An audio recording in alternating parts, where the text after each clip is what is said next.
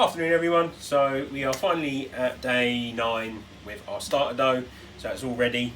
So we're going to start our process of making sourdough. So we're going to do an overnight proof, so this video is going to be in 2 parts. I'm going to do part 1 and then part 2. So I'm lazy and I've got a bread machine. If you haven't, you'll have to get your muscles working today. So in this bowl here I have 500 grams of plain white bread flour. I have a teaspoon of salt.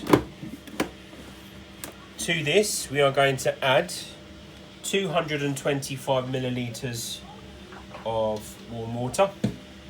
We want a little bit of sugar, so you can put 2 teaspoons of sugar, you can put honey. I'm going to put 2 teaspoons roughly of golden syrup. This is just going to help feed the yeast and add a little bit of flavour. And then we want to weigh out 300 grams of our sourdough starter. This is going to be quite a wet dough. Sourdough is quite a wet dough. And the proving is going to be very slow because it's a naturally occurring yeast. So patience is a virtue with this.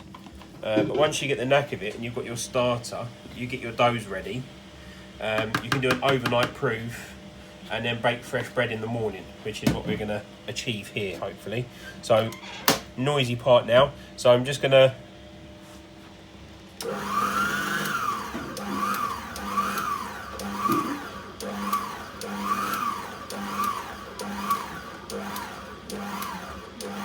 start it off gently.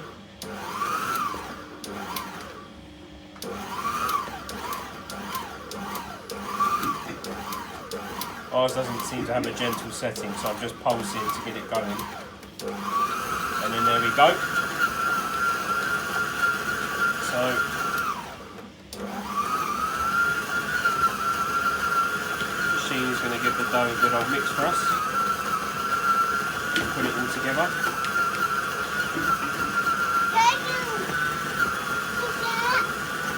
This is a mixer, Charlie. Yeah. So just going to pull that down off the hook a bit. Okay. And get the rest incorporated in. So it's not picking everything up. This isn't an expensive mixer. It doesn't seem to want to do the job properly, but it will save me kneading the dough, which is great. And for the purpose of the video, it makes it a lot easier as well. So back in with the dough hook. There we go.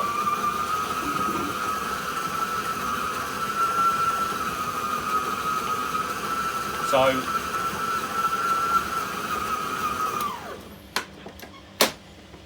again, if you've got a poopy machine like us, I don't know why our one's being a complete pain, doesn't want to play ball. So I'm just going to get the bulk of it done, incorporated, and give that another bash. There we go. So now we're going to do this for 5 minutes and really work the dough so it's nice and smooth, nice and elasticy, and then we're going to put it in for our first proof. So I'll see you in about 5 minutes time when the dough's had a good old workout. Right, so we've had 5 minutes in our mixing machine. So if you're doing it by hand, it's going to take you about 10 minutes. If you don't know how to knead a dough, I forgot I didn't say that in the first snippet. So you'll have your dough on the table and you want to push your dough. We're stretching it, we're getting the gluten activated, and you want to fold it back in.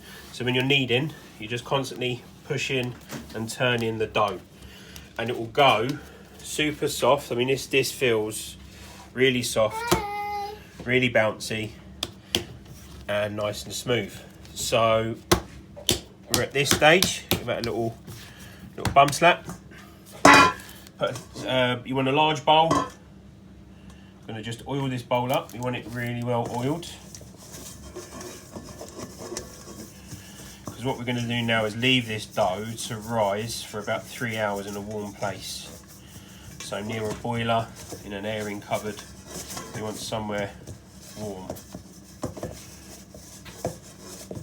Not in the oven, that'll be too much heat. So we're going to take our nice dough and in that goes. We're going to cover that with some cling film and we're going to leave that to proof for 2 to 3 hours. Then the next part, I'll come back in 2 to 3 hours. We're going to knock the air out of our dough again. We're going to shape it how we want to shape it. And then we're going to put it back into a bowl with a floured tea towel. And we're going to do an overnight proof in the fridge. And that'll be the end of video 1. And then I'll post another video tomorrow in the morning about taking it out and rebaking it. So next snippet will be 3 hours after this has had a nice little proof. So I'll see you.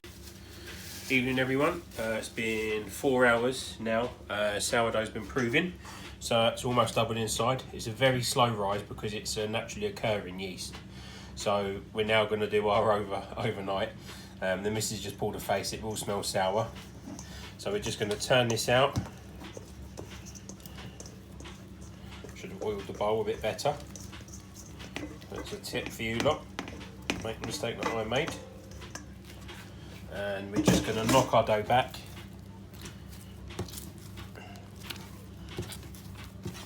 and just take out the air bubbles that had formed. Now what we want to do is shape our sourdough. So what we're doing is we're pulling the edges around and we're forming a ball in our hands. Let me just get rid of some of that. Some of that oil in the bowl. So all we're going to do is just tuck underneath. Now, if any of you are bakers and have got a prove-in basket, then great, but I don't. So what we've got to do is once we've got this bad boy all nicely tucked, so I've got a medium-sized bowl here. We need to line it with a tea towel, and we need to heavily flour this tea towel.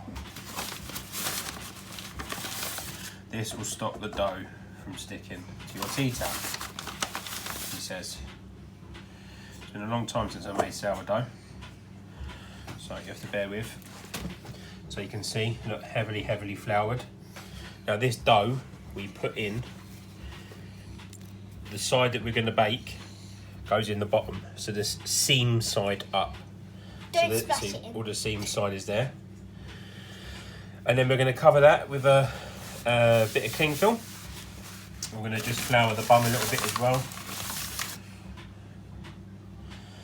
And because our kitchen, doesn't get too warm, we're going to prove this overnight at room temperature.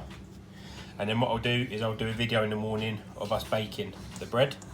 So we're going to give that a cling film, and that's where we are at for part 1. So I'll post this up on the group, and then I'll do a part 2 video tomorrow, which will be obviously turning this out, giving it a slash and baking it. Don't smash the dough in the flour, because it might, all the flour might splatter everywhere. Bye. Thanks for joining. See you tomorrow.